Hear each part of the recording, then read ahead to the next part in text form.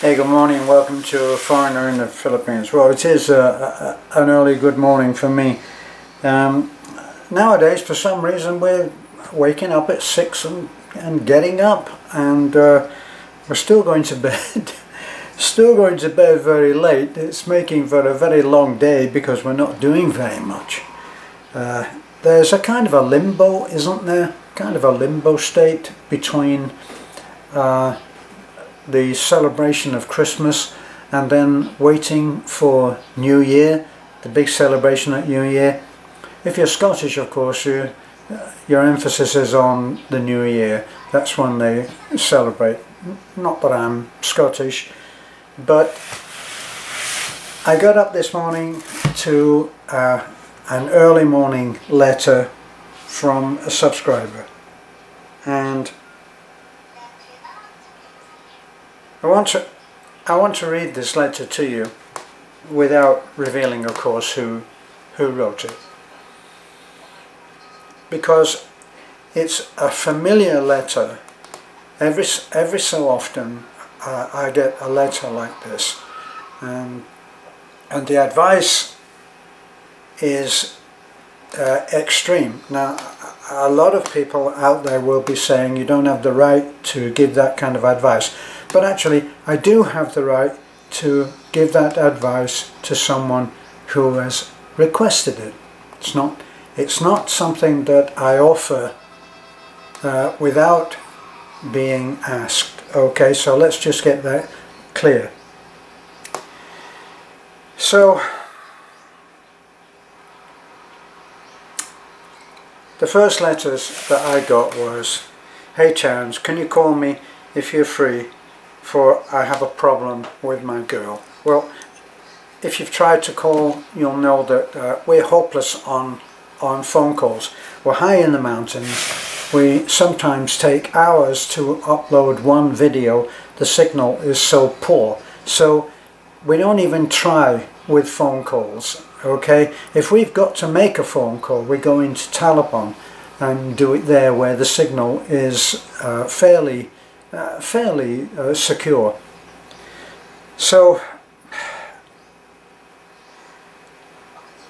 anyway, the letter. It's a very disappointing letter because this man is obviously an honest, decent guy.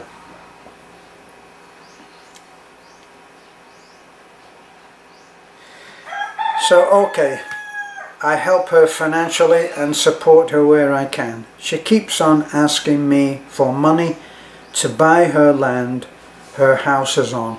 So she wants him to provide the money to buy the house that the land that her house is on.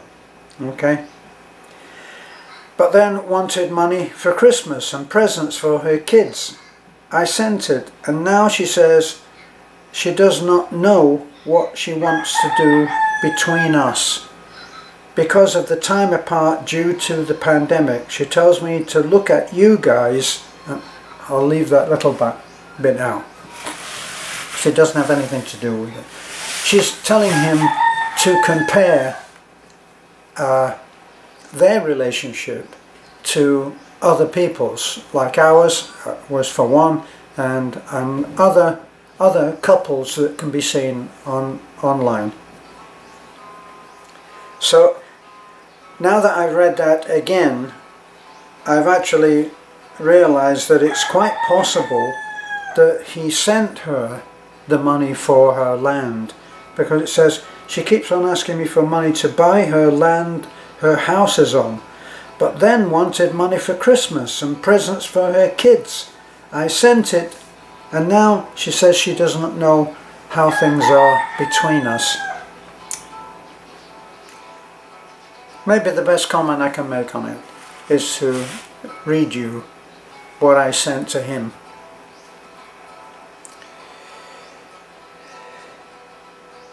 So, my friend, I'll delete his name. I think you already know you are being scammed. Only you can decide what to do, because you will have to live with it. But when a letter comes to me that is all about money, it screams scam. My advice to you is to cease all communication with this person. Now you might think that that's extreme, but bear with me. Walk away and don't look back. Don't look back. Do not accept any further contact in any way. If you continue to talk, you will be reeled in like the fish on a hook, which is what you are to her. You cannot win. This lady is a professional and she will tie you in knots. I speak from experience and have been on the hook for much, much more than you are right now. And that's the truth. Don't walk. Run away, my friend. Find a good, honest woman. There are millions of them out there. Keep in touch. And he wrote back a very brief note. So long talking, being the nice man, so disappointing. You know, in America they have a saying, nice guys finish last. There is something in the human psyche, I believe, that depending on what we actually think we deserve, and often, you know, we deserve some pretty horrific experiences on ourselves when we feel unworthy. And all of us at one time or another can tend to feel unworthy.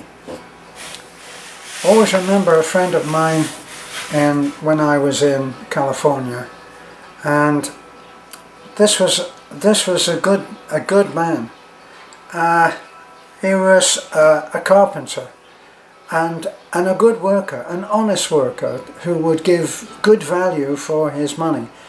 But for some reason he just seemed to be stuck in being ripped off. Now there's a very good formula, if you wish, for finding out what you think you deserve. Now I'm not talking about what you actually deserve, because in fact you are the arbiter, you are the decider on what you deserve. And what you deserve in your own estimation, in your own thinking, is based on your self-esteem. Now follow this through.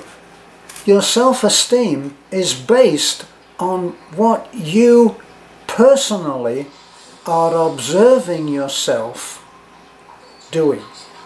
Now, if you're doing things which you know are not right, if your behavior is not ethical, your self-esteem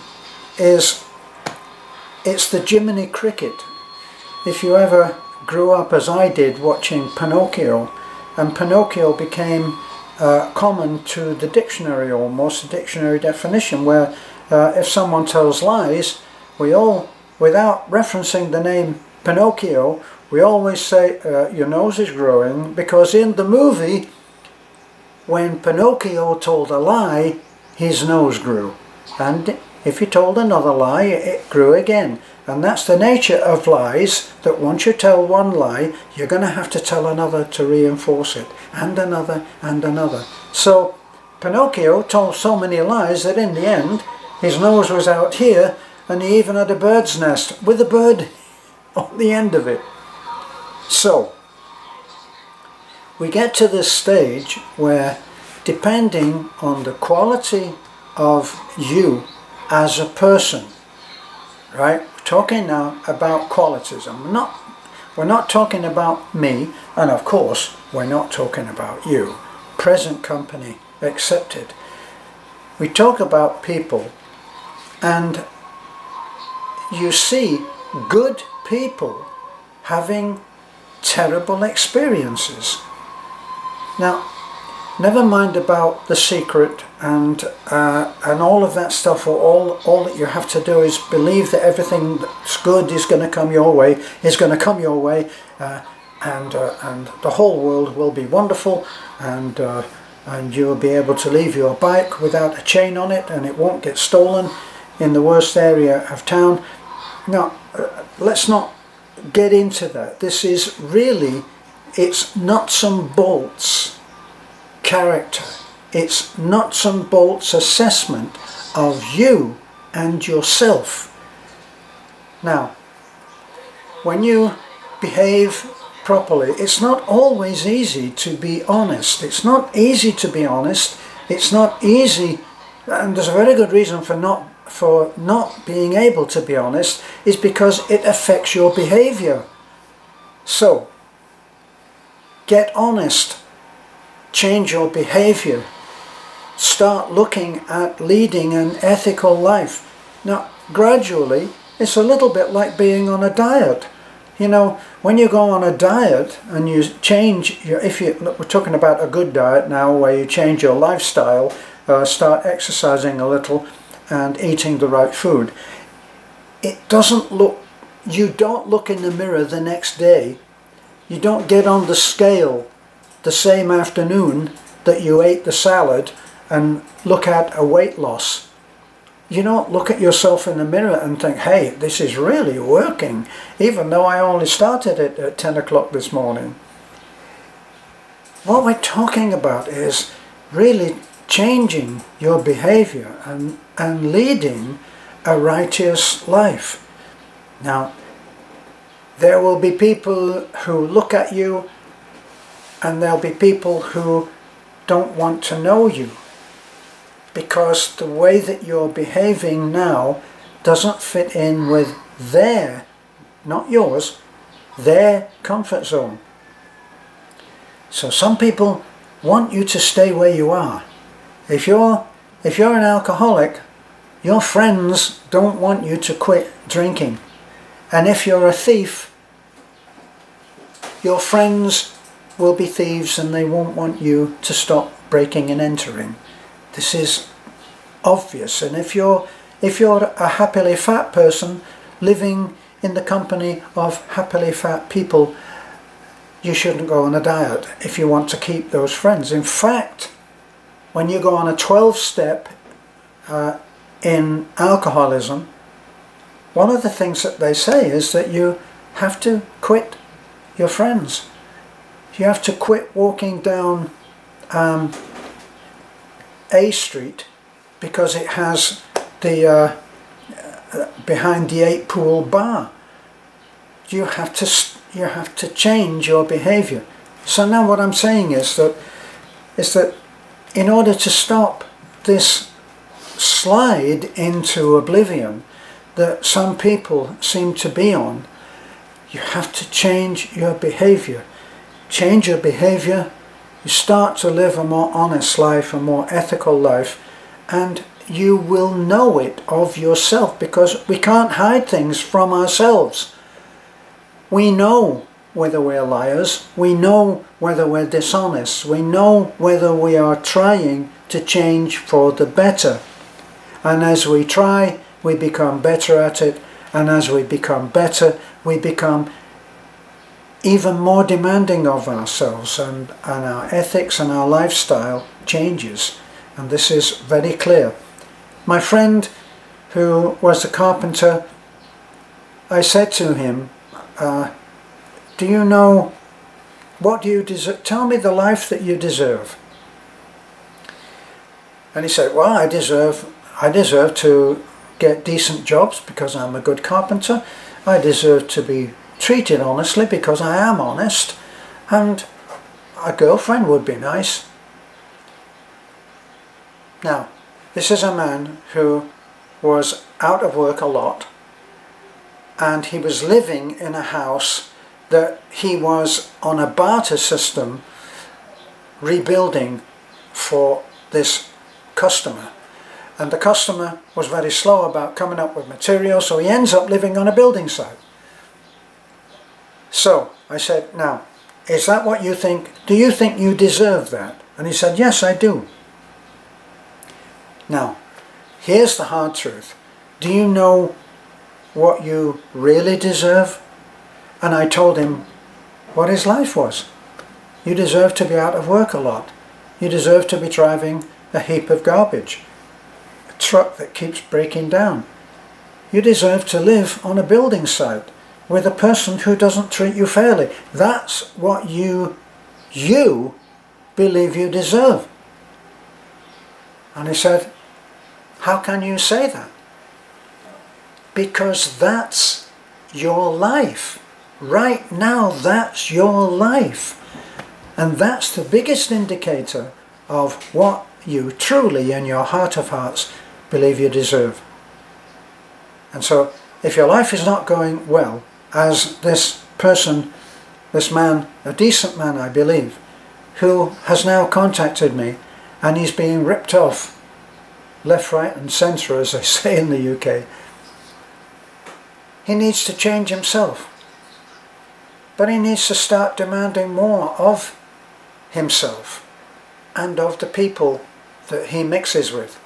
And that's the other thing. What's the common saying? The common saying is that look at your friends, look at a man's friends, and you'll find out what he is like. Because we apparently are a composite of the 6 people that we spend the most time with. As soon as I heard that, I thought, my God, that makes total sense to me. And I fired the worst, most negative friends that I had. And I said, sorry, I can't be with you anymore. It's not easy. It's not easy at all, because those around you, the ones that are around you right now, are keeping you in place. You are just a brick in the wall. You need to break out. My friend Herbie, who I call the Econoline dude, because he used to love Econoline trucks, vintage Econoline trucks, wonderful guy. And he was a person who had been an alcoholic for many years. He was living homeless. Actually, he was living in an abandoned house. One day, he got up, and his friend in crime, in alcohol, was already at the refrigerator, probably their only possession. And he said, so, Herb, want a beer? And Herb said, no. I'm done. And he got up, and he went to the door, and it was a cold, I like to think of it this way, it was a cold December day with the snow falling. And he looked up the street with a couple of abandoned cars here and there, because it was that kind of neighbourhood. And he walked away. And he never looked back. And he's been clean and dry ever since. You have to reach a point where you need to change, and you're going to do whatever it takes. So my friend who just wrote to me, don't look back. Because this person is a pro, and she will reel you in, and you'll be in the boat again, and who knows what you'll be paying for this time, and you still won't know where you stand. Thanks for looking in. It's an early morning rant, I know, but I get these letters and it really tears me up. Take care, and let's look forward to a happier new year where sanity returns. There's going to be some rough stuff going down in America. Most realists will already know that. This is probably not an exaggeration to say that we are probably in the final battle between good and evil. And some of the players out there who are posing in their silver armour are not the good guys. And it's becoming more and more difficult to find out who is the good guy and who's the bad guy. But Watch what they do and listen to what they say, and you'll find out. Bye for now.